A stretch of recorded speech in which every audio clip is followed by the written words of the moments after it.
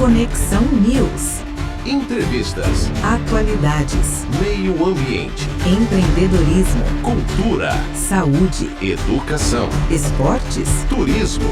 editoria internacional. Paloma Rodrigues, A apresentação: Roberto Monteiro Pinho. Começamos mais um programa Conexão News. Estamos aqui com Evelyn de Luca. Lucas, né? Isso. Advogada, mediadora e conciliadora trabalhista condominial. Tem muitas avanças, né? De condomínio. Muitas. Impressionante, né?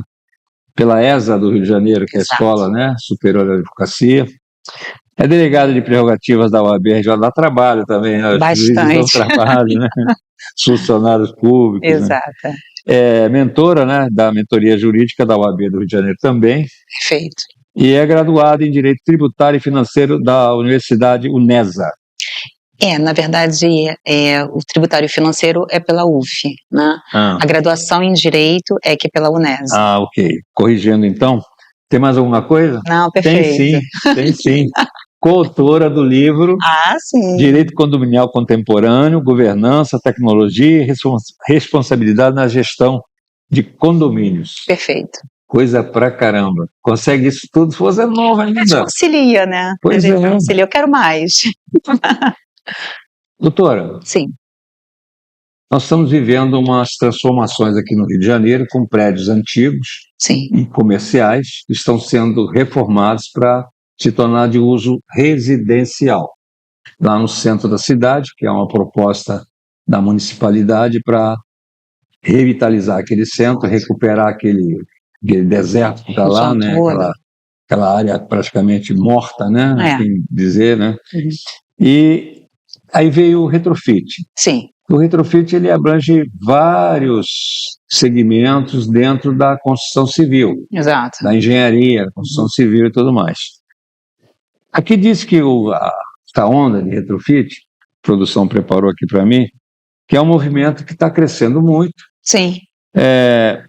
modernizando edifícios antigos. Mas aqui não é só a modernização, porque a modernização de edifícios antigos, a reconstrução de edifícios, já vem logo no pós-guerra, da Primeira Guerra Mundial, da Segunda Guerra Mundial, e recente agora, lá na faixa de Gaza, que tem que levantar aquilo tudo que eles derrubaram com bomba, né? Se tivesse gastado com alimentação para as pessoas pobres, teria sido bem melhor do que essa guerra insana que aconteceu lá. Aquela coisa. Mas essa tendência, ela surgiu lá fora, na Europa. Começou aqui em São Paulo, como eles fizeram alguns prédios que tinham lá conhecidos, né, tradicionais de São Paulo, da arquitetura lá do centro de São Paulo. E nós vamos falar inicialmente da questão das avanças que existem na área condominial. E que nós conversamos logo nisso, que seriam coisas muitos atritos, né? Que não falta é atrito em condomínio, né? A senhora está vindo, inclusive, de uma audiência, né? Exato. Tratando desse assunto, né? A gente tentando apaziguar, né? Prestigiar aqui. Mas fala sobre isso, por gentileza. É interessante que esse movimento é um movimento que veio da Europa, né? Principalmente em relação a alguns prédios, como você de início citou. Mas se a gente for analisar a questão histórica da própria cidade do Rio de Janeiro, quando você tem no início do século XX, com a construção ali da Avenida Central, e depois se tornando a Avenida Rio Branco, né? Que quando a gente fala Avenida Central, ninguém nem sabe o que é. Mas quando fala que é Avenida Rio Branco, todo mundo já se localiza. Então, quando você tem esse movimento dessa expansão da área do centro, você tem toda uma construção arquitetônica ali, onde você tem a mescla, né, da parte residencial, que o centro ainda guardava um pouco dessas questões de residência, né, e aí você tem uma mudança. O centro passa a ser mais comercial, mas é empresarial. Ali você tem instalações de fóruns, de tribunais. Antes ficava o próprio Supremo, né? O Supremo Tribunal Federal ficava ali na Avenida Rio Branco, capital do país, exatamente. Então, a gente tem todo esse centro sendo construído de uma maneira mais moderna no início do século XX. Em meados de 1940, década de 40, a gente tem ali a construção da Presidente Vargas, que também ajudou muito essa expansão do centro e essa remodelação, né? Então, estou falando isso porque eu acho interessante trazer essa mudança comportamental na construção civil do Brasil, principalmente Rio de Janeiro, em relação a essa transição de residência, que era o foco central do centro, e depois passou para uma parte mais comercial, e agora a gente vê uma retomada para a parte residencial. E aí, então, você tem essa questão do retrofit, né? Porque conforme você teve muitas construções ali interessantes, por exemplo, o Palácio Morro, que foi implodido, é uma construção de arquitetura clássica, né? Então, vamos supor que você tivesse ainda um Palácio Morro, você poderia fazer até, inclusive, um retrofit, né? Porque essa é a ideia, você manter a questão arquitetônica, todo o legado histórico de um prédio, mas por dentro você tem toda uma reestruturação. Preserva a fachada que é colonial, que é tombada, etc. e tal. Exatamente. Esse que é o grande movimento do retrofit, que vem como uma inovação. Então, ele traz uma sustentabilidade, ele traz uma eficiência, ele traz uma modernidade na parte interna, nas áreas comuns internas, nas áreas privativas das unidades, mas a parte arquitetônica vem respeitando todo o patrimônio cultural da própria sociedade.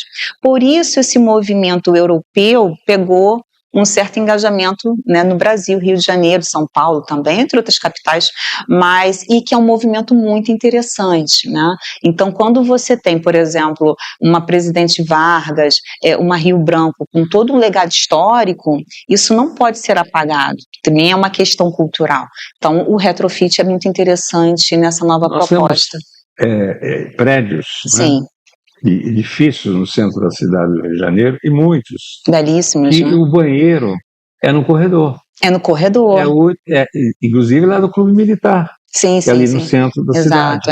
Ali na Santa Luzia, esquina da Cinelândia ali, da Avenida Rio Branco. Eram banheiros comunitários, né? Essa ideia, assim, de unidade individual, que depois se tornaram salas, era essa ideia de uso coletivo mesmo. Você não tinha tanto a visão de usar exclusivamente para escritórios. Mas também é interessante que algumas unidades, se não me engano, no Marquês de Herval, que é um prédio que fica ali também na Rio Branco. Tem por baixo que entra. Isso, perfeito. É uma rampa de descida para você ter acesso aos elevadores. E é interessante que tem algumas unidades que tem banheira. Né? Então, por um lado, você tem prédios que tem banheiro dentro, na área comum, no corredor, e tem outros que você tem banheira, né? Porque era misto, né? Então, o centro do Rio de Janeiro, que atualmente, Roberto, é a área que mais expande em termos de construção imobiliária e de licenciamento imobiliário, né? Então, você... Não sei se expande...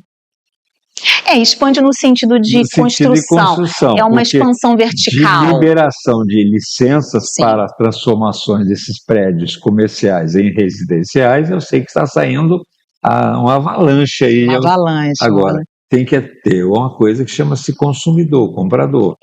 Na realidade, o crescimento da zona portuária, quando eu falo que hoje está liderando essa questão da expansão, é mais vertical. Né? Mas é o dinheiro público que está lá. Na verdade tem uma parceria também, público e privado, mas tem muito incentivo do dinheiro público, muito incentivo público, né? Então, aquela região toda ali, ela está sendo revitalizada. Né? Ainda que você realmente não veja uma grande circulação de moradores, o projeto é para que haja retomada dessas áreas, nem que seja lenta, exatamente, porque a grande questão de você revitalizar áreas como a zona portuária é justamente permitir movimentação de pessoas, circulação, mais segurança, inclusive aproximar as pessoas dos centros urbanos para facilitar a mobilidade. A partir do momento que as pessoas precisam se deslocar por muito tempo, né, grandes distâncias para poder ir trabalhar, isso dificulta muito, tanto a qualidade de vida quanto o próprio congestionamento. Doutora, caminha assim, uma mídia do governo, dizendo que está fazendo um milagre lá, tentando recuperar. Sim. E outra mídia que é de quem quer vender as unidades. Olha só, o grande problema é a responsabilidade da entrega. A senhora que está nessa área condominial sabe disso. As incorporadoras, as empreiteiras, né, pega o financiamento, Sim, sim, que é um sim. dinheiro de caixa econômica, um É. dinheiro público, de investidores, de bancos, tudo Uhum. mais, e de fundos para construir. Uhum, uhum. Aí, de repente, por algum motivo, para a construção e sobra para os compradores terem que terminar a obra. Aqui na Barra da Tijuca, isso aconteceu Sim. a bordões, né? Vários casos aqui que nós temos que estão até hoje na justiça É. discutindo isso. Eu estudei exatamente a questão da reforma, né? Que é o retrofit, né? Sim, é um Só que é uma palavra bonita. mais bonito, enfeitado. Desses prédios comerciais, adaptando-os para residencial, é a segurança para o comprador. Como é que a senhora vê esse dado? A gente tem. A senhora é advogada na área. Sim, exatamente. A gente tem algo interessante que aconteceu, principalmente na década de 90 aqui no Brasil, que foi o caso Encol, que foi mais emblemático. A gente também teve outros problemas no início da Barra, como foi o caso do Palace e tudo mais, da empresa do Sérgio Nai. Está lá até hoje o Então, Palace. Tá lá. exato. E a gente tem um outro exemplo muito interessante, Esqueleto. que é a Taíde-Ville, né, que é o famoso bolo de noiva, que é aquelas duas torres redondas, né? Agora tem 3. Pois é. Então, É H. Agora é H. Então, o que ocorre? Principalmente na década de 90, a gente tinha muito esse problema. Por quê? Porque a gente não tinha uma proteção muito interessante chamada atualmente de patrimônio de afetação. Então, Como é que é o nome? Patrimônio de afetação. Esclarece para o nosso telespectador que vem a ser isso, porque está cheio de compradores, hein? Perfeito, perfeito.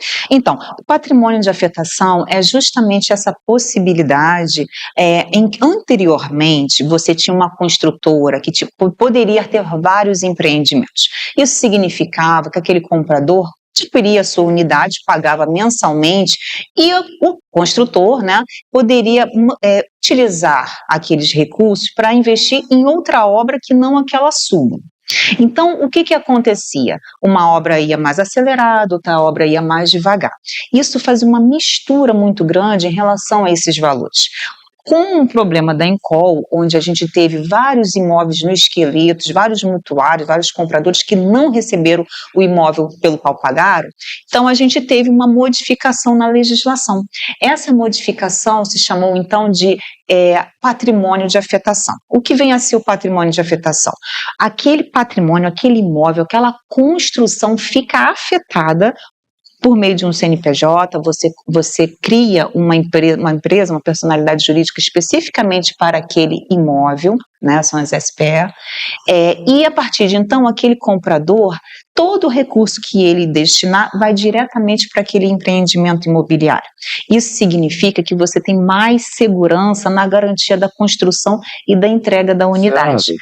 Ainda temos problemas, porque assim... O brasileiro dá um jeitinho. O brasileiro dá um jeitinho, né? Um Principalmente clássico. empresário que é abutre num bom sentido, mas é um abutre você que tem pensa muito menos, você tem muito Sim. menos problemas atualmente. Tem uma barreira. Você tem essa barreira. Então, assim, o mais importante quando uma pessoa vai buscar uma construtora, para comprar um imóvel na planta principalmente, né, é saber se esse patrimônio está afetado. Você pergunta para o corretor, tem patrimônio de afetação? Se não tiver, você já fica com o pé atrás. Outra questão Então, também. Peraí, vamos ensinar aqui o telespectador. Repete para o telespectador entender. Então, a primeira coisa que deve ser feito é a pessoa, né, no momento que estiver conversando com o comprador, com o corretor, é saber se aquele imóvel está sobre o regime do patrimônio de afetação. Como é que você sabe isso, Roberto? Você sabe através da matrícula, porque todo imóvel, ele tem um número. Esse número é a matrícula. É igual ver dinheiro. Estando no RGI. Se é falso ou não, né? Isso aí, você é falso ou não, você verifica, né? Então, você vai no RGI por meio do número da matrícula daquela construção e ainda não vai ser individualizado, tá? Porque vai ser o terreno como um todo, mas vai ter uma matrícula, aí você verifica se ali já está averbado na matrícula do imóvel o patrimônio de afetação. Isso te traz mais segurança. Já chegou alguma demanda, desculpa aí, mas eu fico ansioso, apavorado, que, né? Que é informal, a responsabilidade. Sim, eu sou 42 anos de jornalismo, né? Então eu primo pela qualidade e pela seriedade da entrevista, que está ótima, tá? Essa linha aí só está de parabéns. Teve já algum caso que teve que reformular, ou alertar o cliente, ó, isso aqui não tem esse termo de afetação. Sim, o que ocorre, né? As grandes construtoras, por exemplo, eu não vou citar nomes, Sim, não mas precisa. sim, mas as grandes construtoras, elas já têm essa preocupação. Agora, principalmente com questões de norma ESG, isso mais do que nunca você tem todo um Até para conceito, conseguir capital da licenças, Caixa exatamente, Econômica da Vida. financiamento, linha de crédito. Então você tem todo um regramento ESG, mas que isso é posterior, isso é mais atual.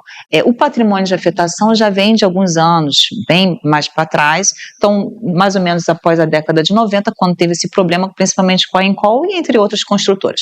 Então, para a pessoa que está adquirindo, é importante saber a solidez daquela construtora, esse é um grande ponto. Se você vai comprar com uma construtora com menos renome, com menos portfólio a respeito daquilo que entregou, é melhor que você já fique com o pé atrás, né? E aí sim, você não precisa não comprar, você procura buscar mais documentações para ter a certeza de um bom negócio, para ter a certeza da entrega do seu produto. Esse que é o ponto. Então, não é propriamente se a empresa é boa ou ruim, é se você faz as buscas necessárias, porque muitas vezes quando você está no momento da euforia da compra, ou seja, pelo incentivo do corretor, um sonho, né, que a pessoa quer realizar, a pessoa fica um pouco deslumbrada. né? Então, o ideal é que você procure um profissional qualificado, não só na parte da corretagem, como um advogado que possa te dar uma assistência de verdade nessa parte documental, é o que eu recomendo sempre. Chamar o feito à ordem. Né? Chamar o feito à ordem, perfeito. Doutora, uma coisa que não é difícil de explicar, mas às vezes é difícil de entender. Sim. Porque as pessoas não têm obrigação de entender tudo. Não. Né? Uma bordadeira, por exemplo, a senhora borda. Eu também não. De vez em quando a gente borda. Mas a bordadeira borda. Mas ela também não entende de direito condominial e tudo mais. Tá. Mas eu vou facilitar para os nossos telespectadores, contando com a sua colaboração, com a sua ajuda aí, e um pouco de paciência. Sim. Existe uma diferença entre o financiamento direto com o construtor e um financiamento agregado vindo de um órgão público, uma caixa econômica, um banco privado, qualquer coisa. Uhum.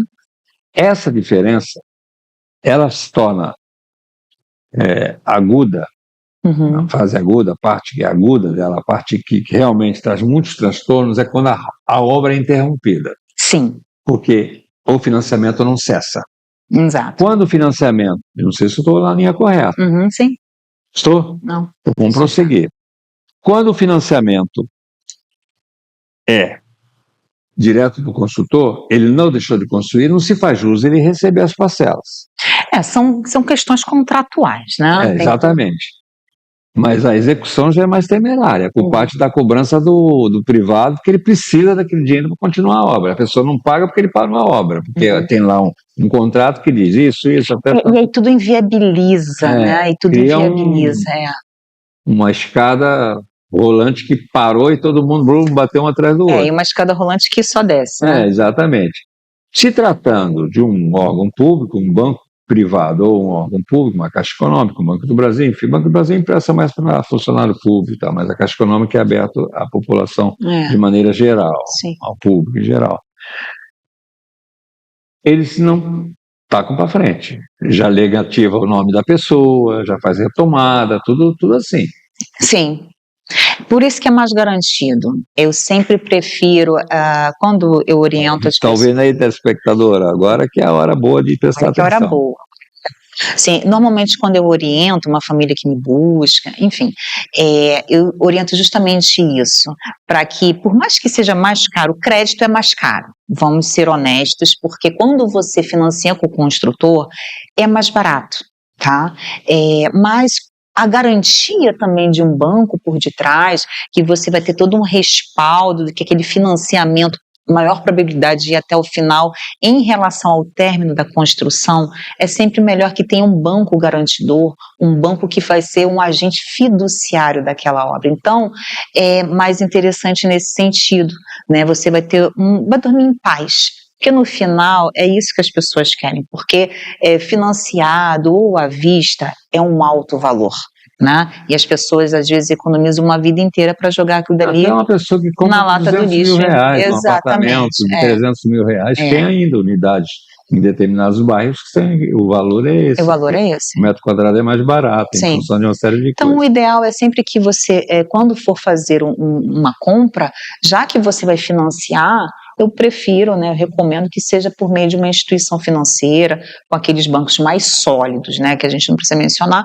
mas que são bancos mais sólidos. E se for financiar com a construtora, é ter completa garantia no sentido do portfólio, do histórico, daquela segurança daquela empresa, porque é muito complicado você fazer relação contratual, você estabelecer um contrato de longo prazo com uma construtora mais recente, com uma construtora que ainda está iniciante, né? Vamos botar dessa forma. Vamos para o nosso intervalo. Perfeito. Tá bom, tá boa a entrevista, viu? Eu inclusive, estou aprendendo alguns detalhes, porque vamos falar do livro inicialmente. Vamos falar do livro. O livro é muito interessante, foi uma obra muito bem feita, né? Na verdade, são coautores, eu sou uma das coautoras. Então, a mim coube a parte de tratar sobre a reforma tributária, porque Também, né? Também. O que mais? Também. Parou por aí. Então, que nem eu. A reforma tributária, ela impacta a sociedade de modo geral, né? Então, ela, apesar de ter sido promulgada em 2023, ela passou a ser trabalhada agora em 2025 e vai entrar em vigor mesmo, a ser praticada em 2026. Então, a gente tem toda uma alteração da carga tributária para a sociedade em geral, mas isso vai ser aplicado de maneira progressiva, né, até que a sociedade se acostume com o novo regime. Então, nas relações condominiais, isso também altera, apesar de a gente basicamente não ser uma empresa, um condomínio não é uma empresa, mas em alguns casos você até vê condomínios que funcionam como uma empresa mesmo, né? Então a gente vai ter impacto na parte trabalhista, a gente vai ter impacto em relação aos contratos com prestadores de serviço, na gestão financeira como um todo do condomínio terão alterações, né? Então, a minha parte que coube no livro foi essa parte da reforma tributária devido à especialização que eu tenho. Mas é uma coletânea maravilhosa que trata sobre mediação, que trata sobre inteligência emocional, que é um tema fantástico, necessário para condomínio, porque quantos não são os conflitos que, de repente, só uma questão de urbidade, uma questão de boa convivência já resolvia, né? Boa parte do dia a dia, conflituoso, não é verdade? Então, assim, essa obra que com muito carinho a Comissão do Direito Condominial produziu, da qual eu tenho muito orgulho de fazer parte, visando justamente isso, tanto o advogado atuante na área de condomínios, quanto um síndico, quanto um estudante de direito, porque tem uma linguagem mais simplificada e algo bem rotineira, né? Algo bem prático, para que a gente possa implementar sem maiores dificuldades, né? Então vai desde a parte psicológica a uma questão mais técnica do dia a dia em relação a tributos. Não, é o dia 11 de dezembro, né, o nosso lançamento é na OAB, na subseção da Barra da Tijuca, né, porque a comissão é da Barra da Tijuca, e então vai ser dia 11 de dezembro. Eu também estou articulando algumas questões para que a gente possa fazer uma tarde de autógrafos em uma livraria. Né, então, aqui na Barra. Aqui na Barra. Eu não vou falar ainda o local porque ainda não está fechado. Qual seria, não é mesmo? Então, isso. Na livraria Travessa. É espaçoso. Há 15 anos atrás eu fui fazer aqui na Barra Shopping da Travessa. Exatamente. Eu tenho um livro que chama-se Justiça Trabalhista do Brasil, que eu fui juiz, né, durante um período na Justiça do Trabalho, nomeado. E aí eu lancei um livro. Quando eu saí de lá, peguei os buchichos todos e taquei ali. Também não falta, né? Também não falta buchicho. Tribunal é tribunal, é uma grande família, né? Mas tinha gente muito boa ali. Sim. Na época tinha pessoas que estavam ali bem imbuídos de boa fé mesmo, de propósitos, tantos que logo segundo ano que eu estava lá, a gente já começou a organizar lá uma escola de magistratura que não tinha, e tinha um que se aposentou, lá um decano. Aí, meu, no Amazonas, muito culto, muito preparado, eu fui assessor, diretor de comunicação lá dessa escola, então a gente conseguiu fazer a escola de magistratura que não Ai, que tinha. maravilha. Então, passei por ali, embora fosse de representação sindical, passei ali um período em que eu fui muito útil. Quando teve aquela crise Classista, econômica, eu articulei em Brasília para a gente ter um complemento de verba, que não tinha nem papel higiênico, cartucho para impressora, papel para impressora. Coisas básicas, né? Os funcionários tudo pagando do bolso, o juiz pagando do bolso para poder gerir a máquina da Justiça do Trabalho. Mas depois se resolveu o problema no Brasil, foi uma fase de crise, né, econômica. Depois, mas vamos voltar aqui ao foco da questão da mobilidade urbana. Sim, sim. Eu estou muito preocupado, principalmente aqui na Barra, E porque todo dia eu recebo no meu WhatsApp mais um lançamento. Barra da Tijuca, né? Mas ninguém, porque a Barra da Tijuca, nós estamos emancipando aqui com um grupo muito forte e imbuído de transformar isso aqui em cidade, para poder gerir seus próprios recursos, para solucionar seus problemas, para não ficar tão distante, porque o Rio de Janeiro é muito grande. Sim. Há de se convir que o prefeito, né, a prefeitura, lá é um BO por minuto. Sim. Então, abre uma frente de trabalho aqui, daqui a pouquinho tem uma urgência lá, aí para aqui, leva os O equipamentos ritmo da pra lá. cidade, né? Então, acaba não resolvendo nem lá, nem aqui. Então, a independência da região só vai trazer benefícios para o morador. Ele vai gerir seus próprios interesses, as suas próprias agruras, né? Vai chorar em casa, né? Sim. Né? A mamãe não dizia assim, se tiver que chorar, vem chorar aqui, não vai chorar na rua, não. Assim que... Um bairro é um bairro, uma cidade é uma cidade. Então, em termos de recursos financeiros, né, alocações, não tem como comparar. Então, por óbvio que até mesmo o desenvolvimento de uma cidade, se comparado com um bairro, trariam muito mais benefícios para a região em relação à segurança, em relação à infraestrutura, mobilidade principalmente, e acima de tudo recursos financeiros, né? Você teria um crescimento econômico e social para a região, sem dúvida, incomparável. A região é viável. A região é viável. É a segunda arrecadação do Estado, né? O segundo per capita. Sim. O per capita da Barra é alto. É alto. Muito alto. Como bairro. Sim. Só pede para o Leblon. É uma área realmente privilegiada em termos de poder aquisitivo. Mas é menor também, né? Em termos mas o poder aquisitivo é muito alto. É alto, mas o perímetro é menor. Vamos dizer assim, uma ilha de Mykonos. Entendeu? Então, eu acho que, deixando de lado essa questão de comparações, sendo bem objetivo, que eu preciso saber da senhora o que a senhora pensa desse crescimento das ofertas imobiliárias versus a mobilidade urbana, porque nós temos duas avenidas aqui, praticamente. A Ayrton Senna, que é aquela do Via Parque, que se vira ali em frente ao Barra Shopping, vai até aquela ponte, depois foi embora, e temos a Avenida das Américas, e temos lá atrás, aquela área do GG2, temos uma que é a Salvador Allende, onde tem o 31º Batalhão da Polícia Militar, que é uma coisa até muito recente lá, né? Não tem muito tempo, não.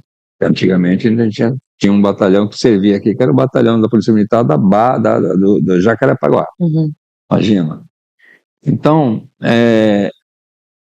tem solução isso? Como é que vai ser? Porque, olha só, se a gente tem aqui um crescimento de oferta imobiliária e as pessoas estão buscando a Barra da Tijuca, porque ainda é um lugar muito bom para se morar, apesar de todos os problemas que possa ter, que é geral, não é só aqui, não é privilégio da Barra, os problemas. Vem a família, tem um Habits, vem morar, traz um carro e traz a família. Aí vem outro, e as avenidas, as ruas continuam a mesma, o sistema de transporte continua o mesmo. E esse BRT que nós já comentamos aqui no intervalo, não foi? Foi. De que a senhora foi parar em Madeiras, e eu estou testando esses BRT, eu já fui parar em Campo Grande, tá? Um espetáculo.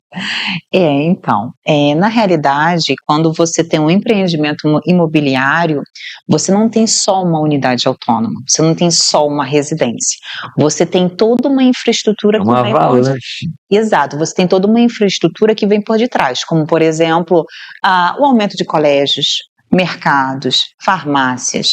Então, você tem um prédio, Automóvel para circular. isso, você tem um prédio residencial e você começa a expandir a área comercial. Então, a tendência daquele local é realmente ficar cada vez mais saturado, né? Então, principalmente a Barra da Tijuca, que você dificilmente faz alguma coisa a pé, né? Você normalmente precisa de um carro, e aí às vezes um carro não atende a família, porque precisariam de 2 carros. Doutora, não temos uma linha circular na Barra da Tijuca. Exato, não Cidades temos. pequenas no interior de São Paulo, aqui até do Rio de Janeiro, sem citar cidades, não é necessário, tem circular, que circula no centro da cidade. Sim, eu me recordo, Não, no no centro da... Seus pais são de Minas. Não, minha mãe. No centro da cidade havia não sei se ainda existe, mas chamava C10, que era um ônibus que fazia justamente esse circuito ali do centro, a só central do Brasil. Não era o bonde. E era uma espécie de bonde de 4 rodas, né? E o bonde era uma grande tecnologia, né? Você tinha bonde para todos os lados. Eu acho que até que a tentativa do VLT não poluía, era elétrico. Olha que interessante, né? Como é que a humanidade diz que vai para frente, aí enterra o seu passado glorioso e depois retoma o próprio passado glorioso, vai para os príncipes lá, né? E o pessoal ir lá gastar dinheiro. Exato. Então a gente agora volta para os automóveis elétricos, quando na verdade a gente já tinha isso, né? Então assim... No automóvel a gente não tinha, não. Eu digo assim, não deixa de ser, o bonde era um automóvel. Os automóveis estão dando problema pra caramba. O chinês mandou o Xing Ling pra cá que tá bravo. Agora, eu acho que em relação a essa questão da expansão imobiliária, que por sua vez também vem com a expansão do próprio comércio, e aí inviabiliza cada vez mais o transporte, eu acho que a solução é realmente uma questão de análise da malha viária, dos modais, melhor dizendo, dos modais como um todo. Ou seja, a gente tem que repensar a questão do BRT, a questão dos ônibus, a questão do metrô, a questão mesmo dos trens. A gente tem que ter um meio de transporte integrado, né? E não um que de repente... O BRT, você desce numa estação, sai da Olímpica, né? Do metrô, aqui. Eu entendo que o ideal seria a expansão do metrô. Vem para o Alvorada, do Alvorada você vai para onde você quiser, a senhora pode ir até para a Lua. Ainda não é tanto. Mas já pegou um BRT errado também, Max? Já? Todo mundo já pegou. Todo mundo já pegou um BRT errado. Mas então o que acontece? O ideal seria a expansão mesmo do metrô, né? São obras muito caras também, né? E essa mobilidade integrada, diversificar esses modais, né? Porque realmente não adianta você impedir das pessoas comprarem o seu carro, seja elétrico ou não, entendeu? Acho que também não é muito por aí. Eu tenho uma pessoa que, às vezes eu falo, o senhor está na Barra? Então onde é que o senhor está? Eu falei, eu estou aqui. Aí bota uma foto, bota o BRT. Ela, nossa! Nossa! O grande problema é que assim, a mobilidade ela está muito associada à questão do desenvolvimento econômico. E a qualidade de vida. A qualidade de vida. Quando você não tem essa mobilidade, você está inviabilizando aquela região. Você imagina uma região sendo expandida na área urbana, na área imobiliária.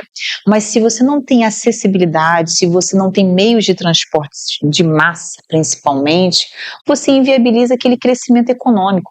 Então, quando a gente pensa em mobilidade, a gente tem que pensar em crescimento social e econômico. Riqueza, né? Então, mobilidade é sinônimo de riqueza. Quanto maior a mobilidade, maior a riqueza daquela região. Claro. Então, quando você não dá um olhar atento e tentando solucionar essa questão, você está empobrecendo qualquer região. Esse que é o grande ponto. O jornalista é um cara chato, né? Não. Eu entro no BRT, tem que puxar um assunto com todo mundo. Tem que reportar, né? Tem que... conversando. Por que o senhor está me perguntando isso? É que a gente está trabalhando para emancipar quem? Eu já ouvi falar. Será que é verdade? será que vai acontecer isso? Eu falei, mas tem que pensar positivo, vai dar certo. Já tentaram 2 vezes, mas as falhas que cometeram lá, nós não vamos cometer. E a coisa, mas vocês estão fazendo propaganda na televisão? Eu falei, não pode, porque tem que esperar quando marcar o plebiscito. Que a emancipação tem todo um regramento, tá? Então você precisa primeiro ver a questão da disponibilidade municipal, a viabilidade municipal. A viabilidade econômica, você tem que fazer um plano piloto. Isso, exatamente. Então você tem que ver essa viabilidade municipal, saber se aquela região comporta se tornar, sair da situação de bairro para ir para um status de cidade. Aqui sai até para país, né? A Barra da Tijuca, né? Aqui é maior até que, né? Do tamanho de Mônaco, isso aqui. Exatamente, né? Só que não tem a receita de Mônaco ainda. Mas né? quem sabe? Quem sabe, caminharemos, né? Esse Camboriú está lá. Maravilhosa. Realmente ali também, grandes investidores. E essa questão, quando você emancipa e organiza, você atrai investidores. Então, de fato, também, uma perspectiva nova. Então, de fato, uma emancipação traz muito progresso, acrescenta muito a região. Sim, não abutre para agredir o meio ambiente. Meio ambiente é sem porque pensar. Ele não vem para cá para construir condomínio, ele vem para cá para botar séries internacionais, como esse caso, por exemplo, nós não tínhamos um campo olímpico de golfe desse tamanho, dessa grandiosidade com essa estrutura, só que é uma mini cidade de esporte aqui, de golfe aqui dentro, então, tem tudo aqui. Então tem um alucinado igual a mim que resolveu transformar isso aqui num campo de golfe. Ele jogou toda a vida dele aqui, a alma e mais alguma coisa para fazer, e fez, conseguiu. Porque as pessoas têm que ser perseverantes. Claro. Hoje a senhora não saiu daqui, foi parar lá, onde é que a senhora não foi parar? Longe. Não vou falar o nome da cidade, não. Voltou para longe. Para fazer gravar. Correndo para cá, exatamente. Pra, trazer informações para a sociedade, isso é muito importante, a sua contribuição. Mas vamos retornar àquela questão condominial. Sim. A fofoca. A fofoca tem bastante. Doutora, a convivência condominial traz, pela ordem, quais tipos de problema? Porque agora tem o tal do RB aí que está todo mundo em polvorosa. Tem essa questão, que é uma questão muito conflituosa, porque por um lado tem o direito de propriedade, e aí as pessoas interpretam no seu ponto de vista, o direito de propriedade não está intrínseco à propriedade una? Sim, porque mas a coletiva é regida por outra coisa. Isso, então até os direitos condominiais e tudo mais. Uma propriedade una não tem direito condominial. Então, assim, mas esse é exatamente o ponto, né? Quando você vê a sua unidade autônoma como sendo a sua propriedade plena, né? Então, aí você, posso fazer um Airbnb, eu posso fazer uma locação de 3 meses. Pode até tacar fogo na Pois é, isso bem na teoria. Né, isso é bem na teoria, porque na vida prática você não pode ter uma convivência que gere risco à saúde do outro, o incômodo do outro, que gere risco à segurança do outro. De quem é a culpa? Do quê? Da questão porque do Airbnb? Agora, por exemplo, ontem eu recebi uma notícia que Barcelona proibiu o Airbnb. Então, cada país, cada cidade tem o seu regramento. Espanha proibiu. Inclusive, Airbnb é espanhol, né? É espanhol. É espanhol. Né? Então, se não me engano, é espanhol. Então, o que acontece? Atualmente, a gente tem, de fato, um projeto de lei que está debatendo essa regulamentação. Né? Então, você tem um grande conflito, eu inclusive tenho uma demanda a respeito disso, né? Onde a pessoa utiliza o seu imóvel para Airbnb, na região de Copacabana, que é uma das áreas mais concorridas do mundo, né? E é uma das áreas onde mais você tem locação dessa modalidade de Princesa do Mar, são locações de curtíssima temporada, isso é uma realidade do bairro, entendeu? Então, muitas pessoas geram renda por meio desse canal, né? Mas por outro lado você tem de fato uma questão de segurança, de limpeza, de uso de água, por exemplo. Então é uma questão que de repente vale a pena o síndico, né, junto com os demais condôminos, ver as questões internas que possam facilitar ou a questão da exploração regularizada do Airbnb, ou, se for o caso e assim entender a Assembleia, a proibição. Entendeu? Porque o grande negócio, o grande Assembleia, doutora. o grande ponto, Roberto, só um parêntese. Eu estou lidando com o assunto ligado a isso. Então, na realidade, o que precisa ver é a previsão na convenção. Isso. Tá? Então, quando eu falo assembleia, eu falo uma assembleia de alteração ou atualização Se da a convenção diz que é residencial, não pode ter locação por curta temporada. Agora Só por longa temporada, de um ano, contrato normal. o que passa a ser residente e não hóspede. O que você não pode ter, a depender do que está escrito, é porque é o seguinte: se você tem algo expresso, então aquilo ali é proibido. Se você não tem algo expresso, tem aquilo ali subentendido. E essa lacuna, algumas pessoas interpretam como o uso pleno e restrito do seu imóvel. Por isso que eu estou falando, o ideal é que o condomínio se organize de maneira a fazer a atualização da sua convenção. E se assim eles determinarem, colocar numa assembleia, já que não alterou a convenção, numa assembleia expressar a vontade da plenária do condomínio. Mas ainda é discutível. É para ratificar a própria convenção. Mas essa questão ainda é discutível. O ideal é que, de fato, seja feita uma nova convenção. E aí você tem um quórum qualificado. Né? Você tem um quórum qualificado. Aí quando você não tem a convenção alterada, o que é mais difícil devido ao quórum qualificado para aprovação da convenção, aí você realmente vai cair, digamos, na vala comum, né? Que é a possibilidade de você levar o caso ao judiciário e aí ficar por conta do entendimento do julgador, né? Mas a princípio o que se tem é um projeto de lei que ainda está tramitando. Mas enquanto não sai o projeto de lei, há uma assembleia extraordinária ratificando os termos da Convenção de Condomínio, também é um subsídio muito importante. É um subsídio para o julgador. A vontade da maioria dos moradores. Sim. Eu acho que o mais importante numa situação como essa é demonstrar qualquer prejuízo à segurança, qualquer prejuízo para os demais condôminos em relação Sim, claro. ao direito de você viver em paz. Mas em Copacabana, doutora, tem um problema, nós já estamos caminhando para o final, mas já talvez tenha que fazer uma só sobre isso. Sobre Airbnb. O Brasil inteiro. Todo mundo está acompanhando. O morador, ele já está habituado a morar, ele é um residente ali, ele mora ali, enfim, ele não tem uma outra definição.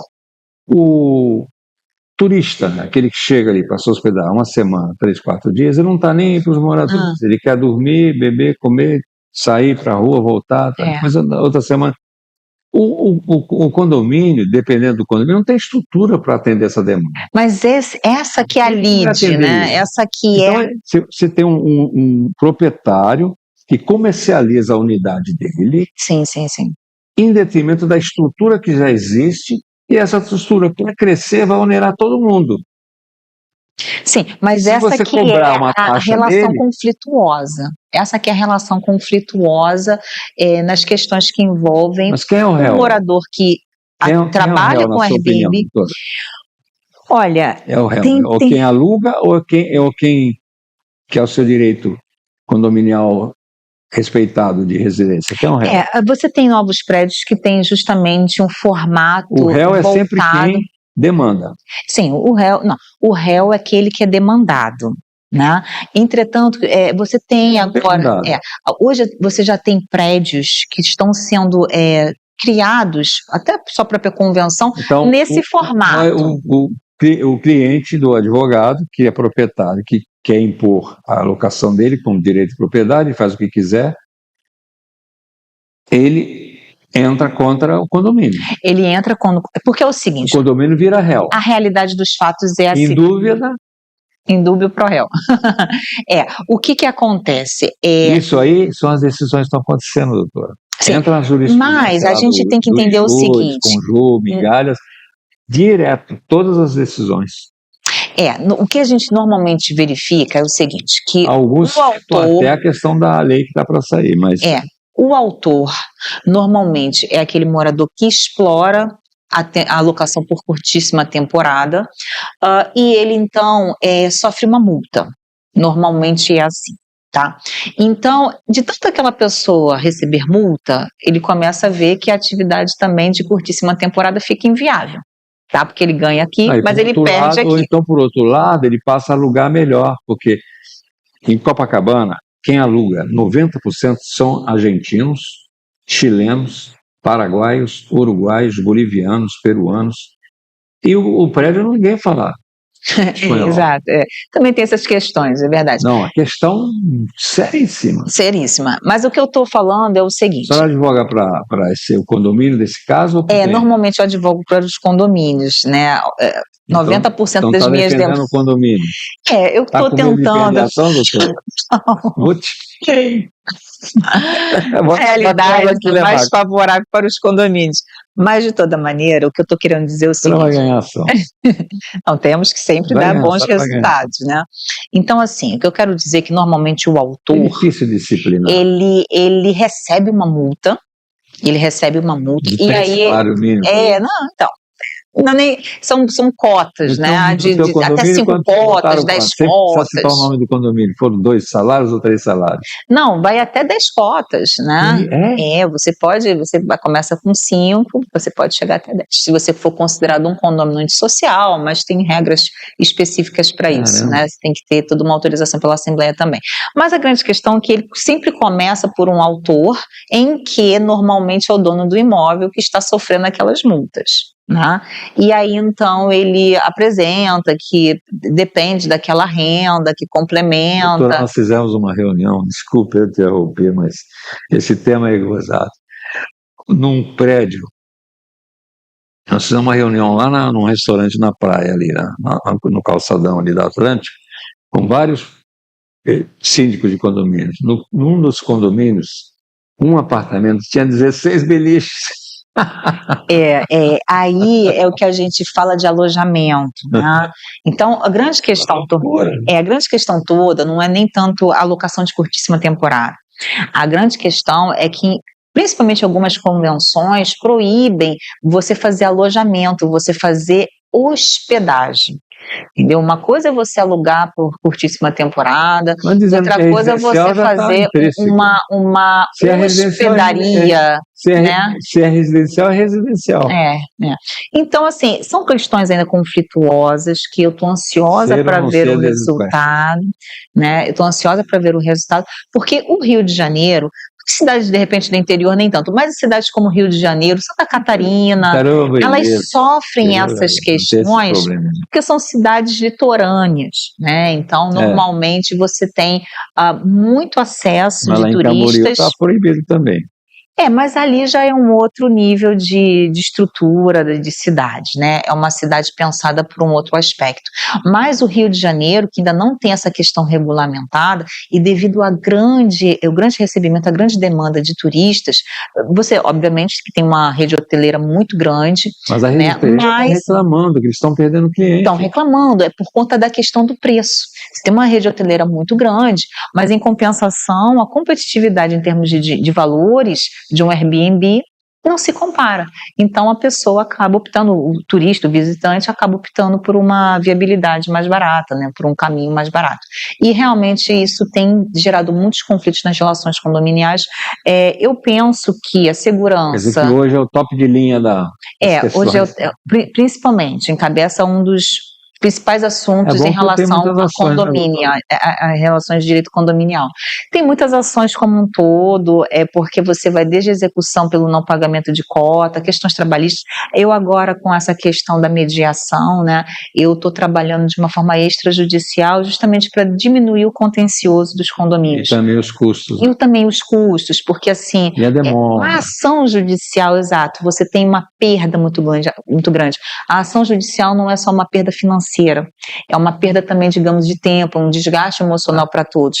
Então, assim, hoje, o principal foco que eu tenho dado para os condomínios, que eu atuo principalmente, é a mediação, As Pois é. questões onde você possa eleger um árbitro, né, eleger um mediador, eu também atuo nessa A área. 9.307, né? A lei da arbitragem. Exatamente, exato, que é uma lei já antiga, né, mas que tem alguma resistência de alguma maneira, mas que eu acho que atualmente ela vem de uma maneira muito conveniente.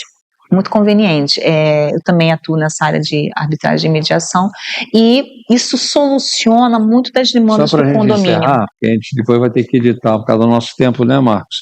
Mas a gente dá um jeito nisso aí. O grande problema é acontecer uma catástrofe, um infortúnio no edifício. Sim, sem dúvida, sem dúvida. Assalto, Um assalto, um um incêndio. estupro, um Exato. incêndio, um assassinato, um homicídio. Como já aconteceu. Sim, vários casos. Como já E aconteceu. aí a responsabilidade do condomínio. Exato, entendeu? E você não A ter primeira pessoa do polo o passivo registro é o de quem condomínio. entrou, o registro de Não, quem não tem saiu. contrato, Não eles tem não fazem. nada. O aluguel por aplicativo, por EMB, não tem contrato. Não tem. Se não tem contrato, como é que você vai estabelecer as regras? Na realidade até tem algum Alguns que contato, algum A lastro Brookfield faz contrato. entre o locador Brookfield e faz aquele contrato. interessado na locação, que eu não digo nem locatário, né, mas o interessado na locação e o locador. Teve Você até tem algumas formas de lastrear. Eles fizeram a assembleia que disseram, bom, o mínimo então é 30 dias. Todo mundo aceitou. Só que acontecia, alguns locatários de ANB, ele fez o seguinte, saiu um com uma semana. Ah, não, eles resolveram entregar e ir embora. Aí botou outro. Aí estava ludibriando. Às vezes a pessoa só passa o pernoite. Às vezes a pessoa fica 3 dias, entendeu? 24 horas. Então, realmente é uma forma de locação assim. Abutre e veloz. E isso pode impactar, a menos que seja um prédio estruturado para esse tipo de movimento. Vai ter que mas estruturar, isso pode, né? Porque ninguém está preparado para isso. Isso pode impactar de uma maneira muito degenerativa para um prédio residencial, com pessoas idosas. É que nem relacionamento, né? Quando o relacionamento é bom, ninguém termina, né? Então, ficamos por aqui. Muito obrigado. Excelente. Obrigada. Telespectador, presente para vocês.